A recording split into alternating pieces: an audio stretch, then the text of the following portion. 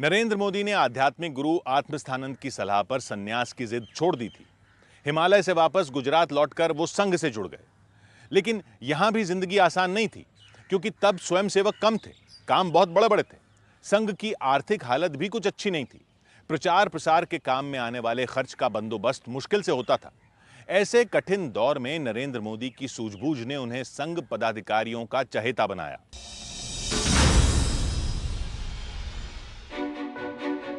एक तस्वीर ही काफी है नरेंद्र मोदी का कद बताने के लिए।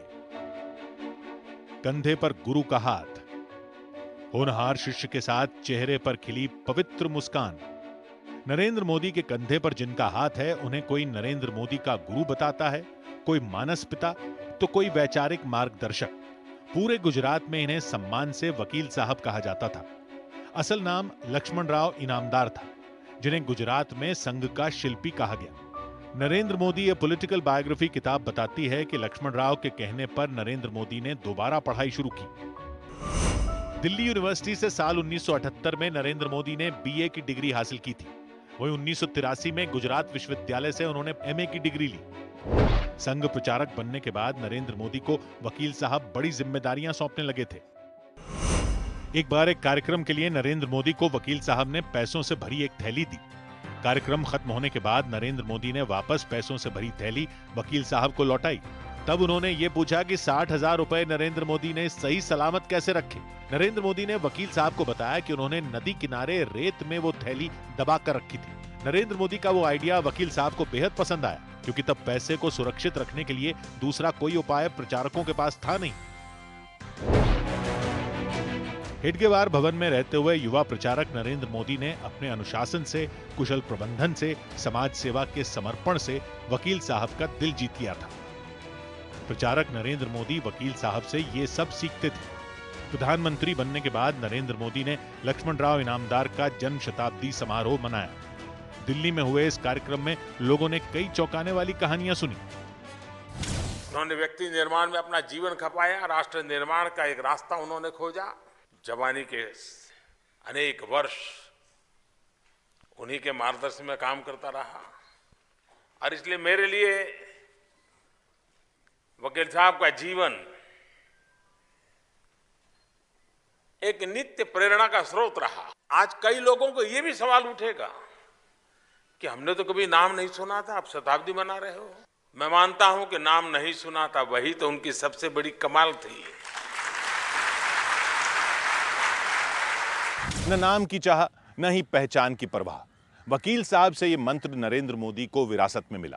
उन्हें पर्दे के पीछे रहकर देशव्यापी अभियान चलाने का मौका भी जल्द ही मिल गया।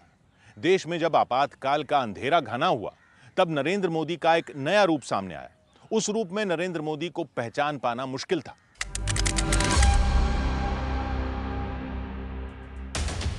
भाइयों और बहनों, राष्ट्रपति जी ने आपातकाल की घोषणा की है। ये हमारा परम कर्तव्य है कि हम एकता और स्थायित्व की रक्षा करें।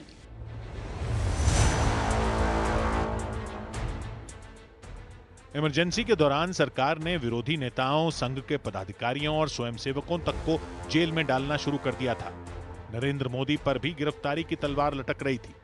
25 जून वो ऐसी काली रात थी जो कोई भी लोकतंत्र प्रेमी भुला नहीं सकता है, कोई भारतवासी भुला नहीं सकता है। एक प्रकार से देश को जेल खाने में बदल दिया गया था, विरोधी स्वर को दबोच दिया गया था। जयप्रकाश नारायण सहित देश के गणमान्य नेताओं को जेलों में बंद कर दिया था। आपातकाल में नरेंद्र मोदी को पुलिस तलाश रही थी। पुलिस से बचने के लिए उन्होंने सिख सरदार का भेष धर लिया था। भूमिगत रहते हुए उन्होंने नेताओं को एक जगह से दूसरी जगह पहुंचाने में मदद की। आपातकाल में हुए अत्याचार पर नरेंद्र मोदी ने संघर्ष में गुजरात नाम से एक संस्मरण लिखा।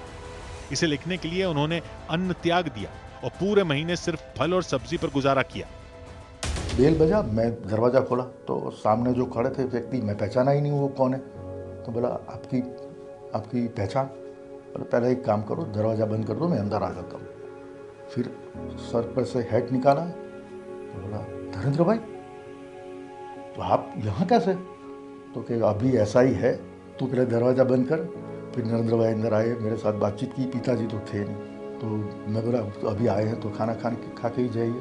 तो बोले हाँ मैं खाना खा के ही जाऊँगा। देश में 21 महीने इमरजेंसी का अंधियारा छाया रहा। उस दौर के जितने गवाह हैं वो कभी उसे भुला नहीं सके, खासकर नरेंद्र मोदी, जिन्होंने मजबूत लोकतंत्र के अभियान को अनवरत जारी रखा। पीएम मोदी पर न्यूज 18 की खास सीरीज जारी है। कल रात 10:15 पर देखना ना भूलें।